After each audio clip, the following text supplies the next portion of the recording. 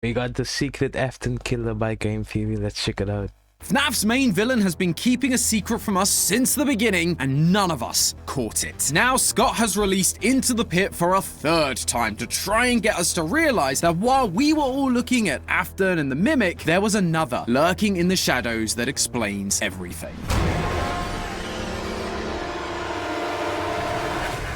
Hello Internet! Welcome to Game Theory, the show that revisits FNAF lore about as much as Scott does. Yeah, if you haven't already heard, we've gotten the second main entry in Scott's interactive novel trilogy. It's called Return to the Pit, and if you're a fan of FNAF, that name will absolutely ring a bell. In 2019, we had the first ever Fazbear Fright story called Into the Pit. Then, last year, we had Into the Pit, the game. And now, Scott is returning to what is clearly his favorite story in the franchise for a third time. But do you want to know what's more infuriating than Scott telling us the same story over and over again? Scott changing that story just slightly each time. For both the original story and the game, the missing children's incident was shown to involve 6 kids, rather than the typical 5 that we've been told about in the games, which in and of itself caused lots of disagreements within the fanbase. But now in this new book, do you want to guess how many kids there are? It's been 5. changed back to 5. Is this to line it up more with the games? Does that mean that this version is canon, but the original Fazbear Fright isn't? Scott, my guy, I literally spent an entire episode talking about how it would be nice if the books were canon, and then you go and pull this on me? I mean, I'm thankful you didn't change it to something crazy like 7, but seriously? That being said, this version of the story being more likely canon than the other versions does allow for some interesting theorizing. Something I didn't talk about in our week before theory was how a choose your own adventure can work in terms of canonicity. With each of these stories, while there are multiple endings, there is only one canon ending. However, that doesn't mean that the other endings can't be used to help solve the lore. In the week before, we know that phone guy Ralph has to die on night 4. But that doesn't mean that an item he finds in a drawer in a non-canon route can't be used as evidence. The item still exists in that drawer in the world. It is canonically there. It's just that canonically, Ralph never discovers it. Return to the Pit is working on that same principle. The canon ending is Oswald defeats the Yellow Rabbit and saves his dad, like he does in the original story. But there are a number of alternate paths that don't go that way that we can still learn from. Remember, this is the third time we are going through this story. Clearly, there is something that we've been missing that Scott is trying to draw our attention to. And while I was reading one of the alternate endings, something hit me around the face like a yellow rabbit in 1985. This one ending doesn't just add another log to the is it canon fire. It set off a chain of dominoes that completely changed my outlook on the franchise. It seems crazy, but if you'll stick with me, I promise you'll realize just as I did how this book affects the timeline, Fazbear's Full Fest origins, and one of the most confusing yet most important villains in this franchise. No, I'm not talking about Afton, and it's not the Mimic. Get your arcade tokens ready, theorists, because we've got a prize waiting for us to collect. Lore. Before we get too into the details, in case you somehow missed the last 5 years of this story existing, Into the Pit is about a kid named Oswald. During his summer break, his dad drops him off at a local pizza.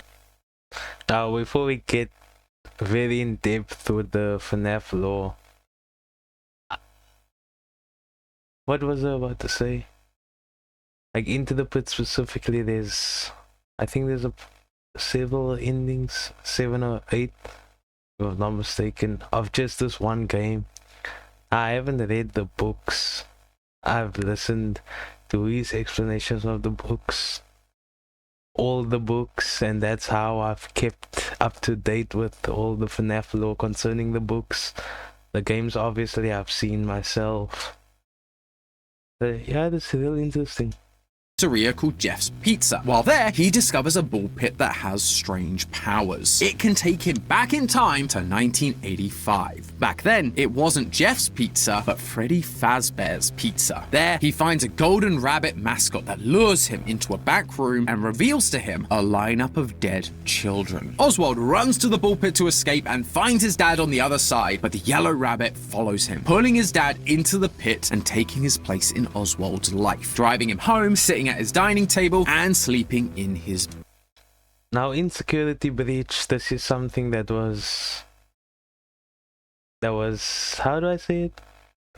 Put into It was something they... I'm losing my words. But it was insecurity betrayed. Something similar happened between Glitchtrap and Vanessa, where he might have control over mind. And this is basically running along the same wavelength, if you get what I'm saying. Bed. Oswald has to break out of his own house and return to the pit in order to find his dad, where he manages to trap the yellow rabbit and put an end to it. Now, in the original Fazbear Fright story, it was unclear what exactly was going on with this ball pit. Was it really using time travel, or was it Oswald seeing agony-induced memories of the other victims that died in the ball pit? Agony being a powerful negative emotion that works kind.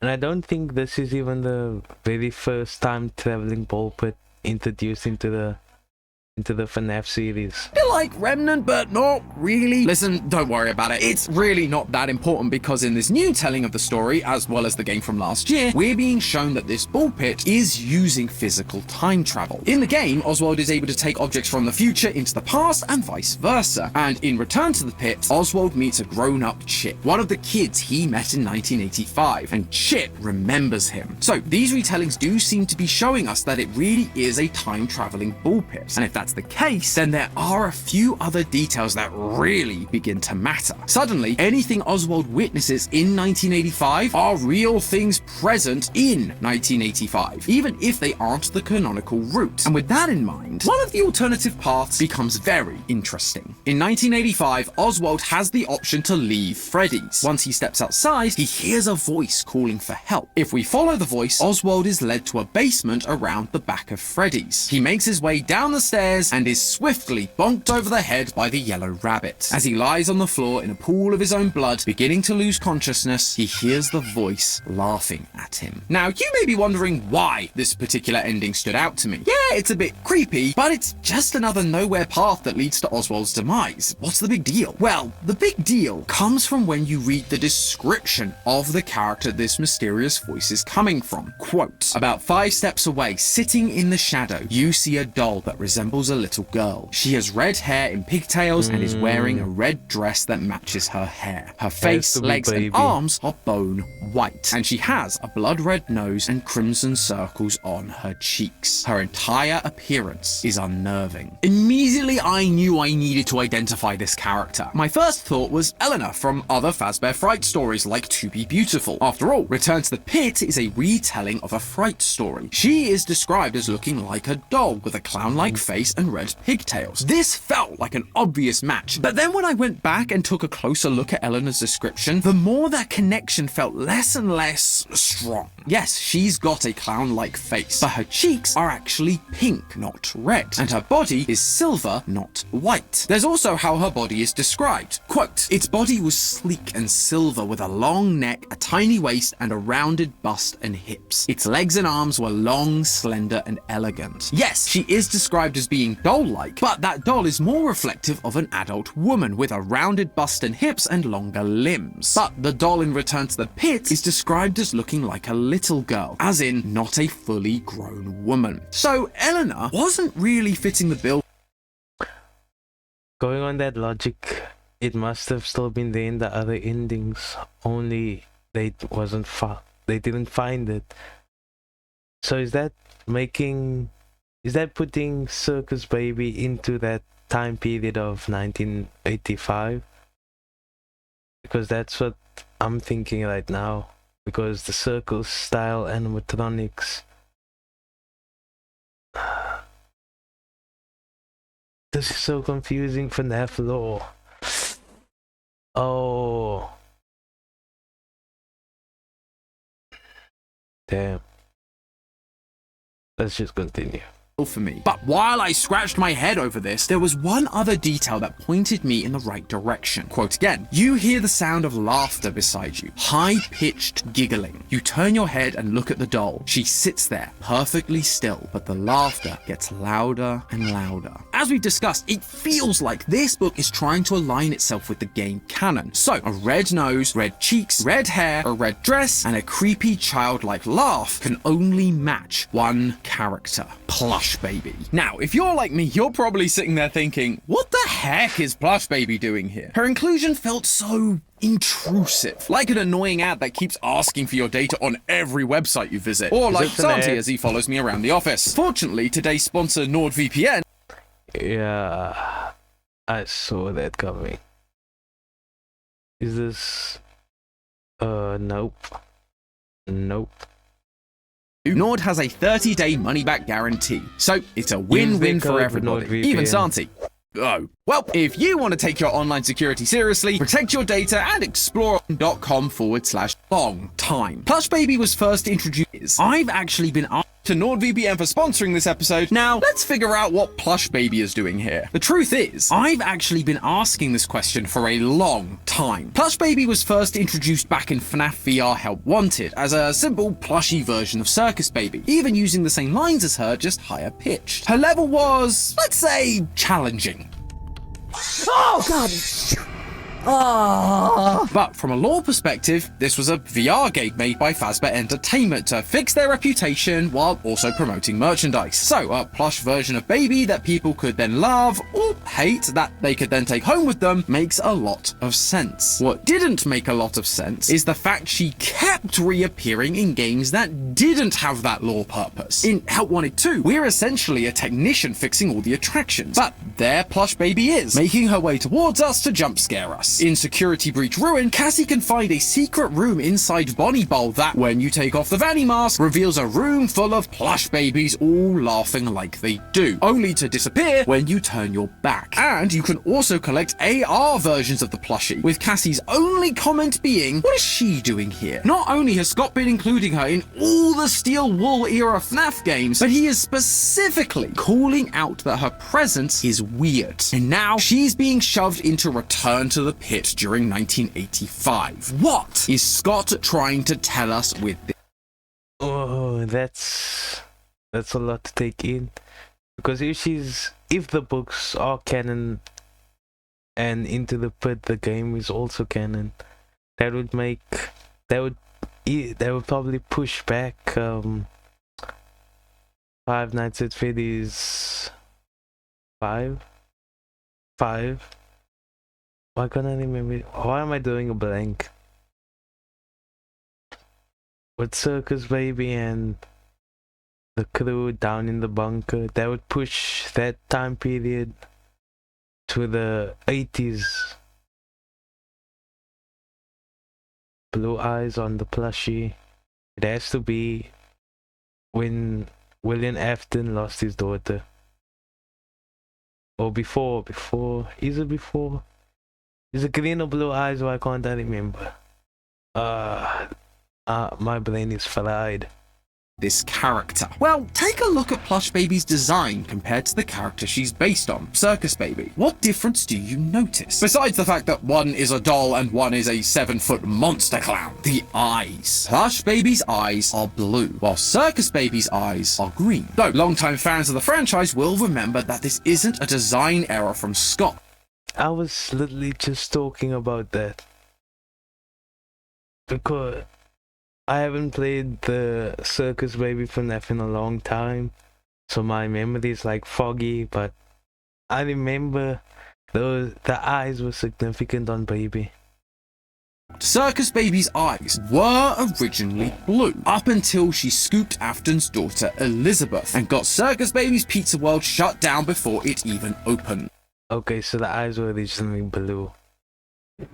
That makes actually a lot of sense. When Baby scooped Elizabeth, Baby became possessed by Elizabeth, and as part of that, gained Elizabeth's green eyes. So for the plush babies to have blue eyes, they have to have been based on the character prior to Elizabeth's scooping. Therefore, from a timeline perspective, for this toy to exist as it does in Return to the Pit, a blue-eyed Circus Baby needed to exist before 1985. We still don't have anything telling us exactly when when her scooping happened prior to that date in 1985, whether it was before or after Dave the Crying Child and Charlie's deaths. But hey, at this point with FNAF, I'll take whatever timeline wins I can get. Although, that isn't the only thing this appearance teaches us. Because of Circus Baby's Pizza World's ambiguous placement in the FNAF timeline, there have been a lot of theories about why Baby and the Fun Times were designed with claws in their stomachs and cavities large enough to hold a child inside of them. Obviously, it was to capture kids, but it's more about why Afton chose this method to capture them when the only thing we'd seen at that point was him stuffing the kids into suits himself. One option that has been theorized about is that the Fun Time designs were made to capture kids in their stomachs because of the police sniffing around after the missing children's incident. Afton couldn't risk getting caught.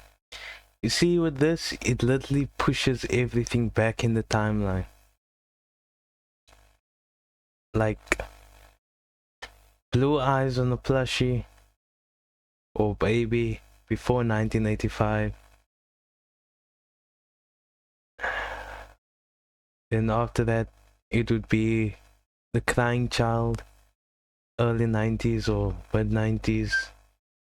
But then would be the correct bite of 87? Oh, this is so confusing. FNAF lore keeps changing. Like, let me think. Because according to game theory, FNAF 1 would happen later in did he say 94? I can't remember. Leading children into the back room himself like he used to, so he'd just have the animatronics do it for him. But in this book, we're being shown that Plush Baby, and therefore a pre-Elizabeth Baby, were around before 1985, before the missing children's incident, which happened in Return to the Pit in 1985. That implies that Afton's use of Baby and the Fun Times was less responsive and more proactive, like it was always the plan to have them assist him in capturing kids, like he knew it was the smart approach to have help rather than doing it all himself. He wanted someone else to bring the kids to a secluded place where he could then kill them. He needed an accomplice. And if you think about it, this idea is actually being reflected with Plush Baby's recent appearances. In Return to the Pit, Oswald is led to a mysterious back room by Plush Baby and is then killed by a yellow rabbit. It's not literally Afton, it's a weird monster version of Afton with hundreds of teeth. But then again, it's not literally Baby either. Instead, it's symbolic of the relationship these two characters had. Baby is once again helping to capture the kid, luring them to a place where Afton can finish them off. A similar thing happens in Ruin when we play as Cassie, another child. We're lured to a secret back room much like Oswald was, and inside are a bunch of giggling plush babies. Fortunately, this time, no rabbit came to kill us. And you know why? Because the one who is acting like Afton, the mimic, is locked downstairs in the basement. We haven't released it yet. We can't even put on the Vanny mask in this room, because doing so would summon mixes, the thing that is working to keep the mimic trapped. Symbolically, we're being shown that Afton, or things that think they're Afton, don't work alone. Though it's not just symbolic either. The more I thought about this, the more I realized that recent FNAF has been showing us Afton's need for an accomplice to pull off his plans. Just take a look at the FNAF movie. We've never actually talked about the FNAF movie on this channel before, mainly because Lee stole it from me. Hey, you weren't using it. Well, I am now, so I'll be taking this back, thank you. Dude, you can't just... Oh, look over there! I think Santi's trying to steal an anime episode from you. Hey, come back here! No, you don't! Where was I? Oh, yeah, the FNAF movie. In that movie, we meet William Afton, played by Matthew Lillard. But a key twist of the movie is that while he got Mike the job at Freddy's, he had someone on the inside keeping an eye on him. In fact, the only reason Afton showed up at the end to try and kill Mike was because this person didn't do their job. You had one job. One.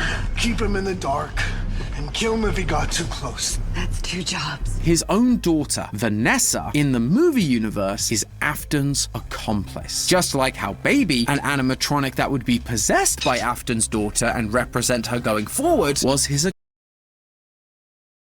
Oh, look, I know this idea that Afton has always had an accomplice might sound like a bit of a stretch. It always seemed like Afton was the sole killer. And believe me, I get it. I've been going back and forth with Ash on this topic for weeks. Just look at this whiteboard. Does this look like something sane people would write? But trust me, I really think there's something to this idea that Afton always needed an accomplice, especially because it would really begin to explain why Vanessa was so important to Glitch Trap in the modern games. I always found it a bit weird that the Mimic 1 program acting like Afton, otherwise known as Glitch Trap, decided that he needed to brainwash someone in order to accomplish its goal. It's a cool concept and we've always liked the Cult of Afton idea, but it just felt a little out of the blue compared to other developments in the franchise. The only logical explanation we've had is that it needed a new body to be made because its main body was destroyed and locked away down in the FNAF 6 location. But if I'm right about what this book and all of these other games are showing us, then it is way more than just a simple put me back together plan. It was the Mimic once again following in Afton's footsteps. It needed its own accomplice. The other weird detail that we just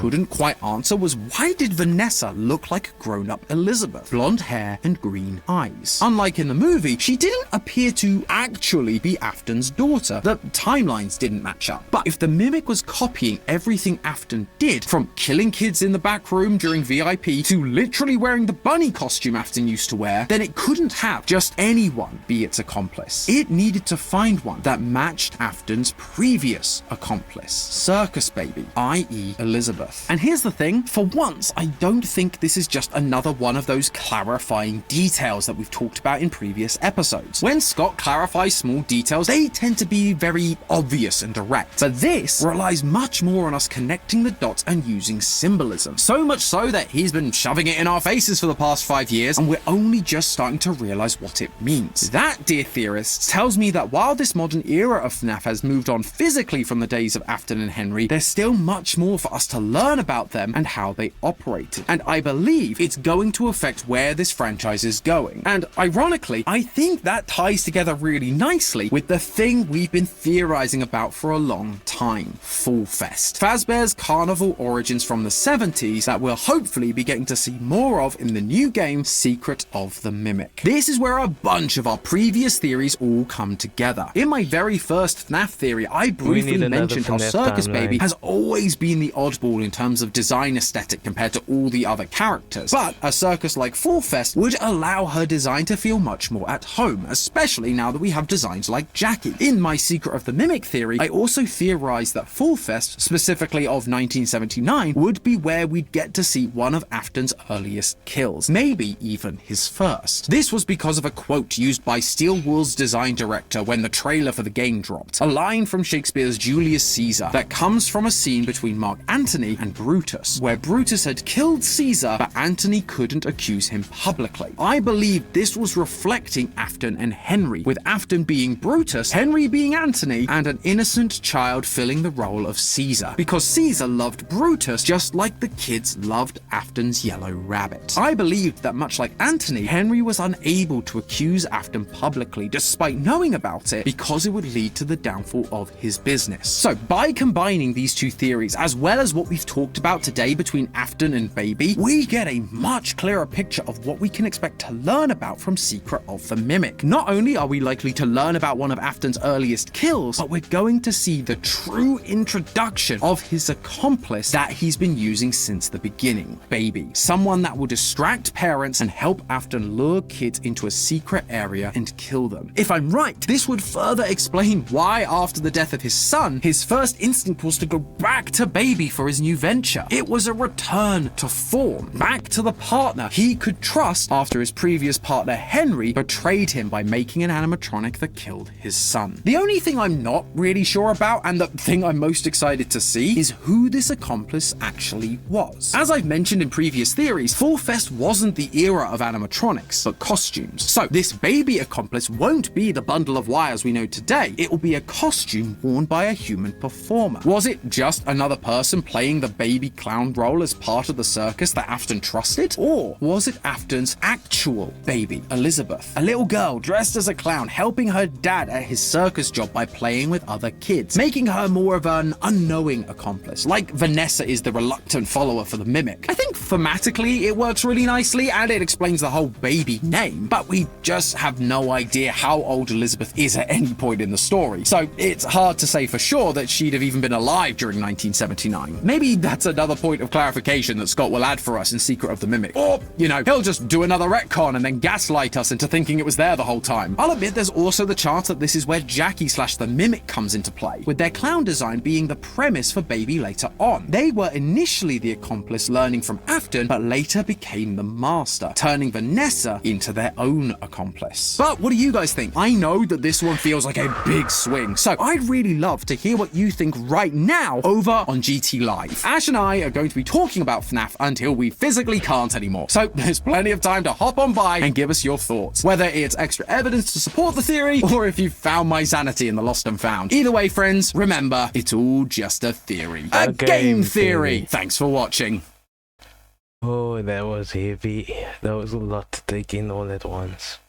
But anyway, I enjoyed the video. Like and subscribe if you want more game theory.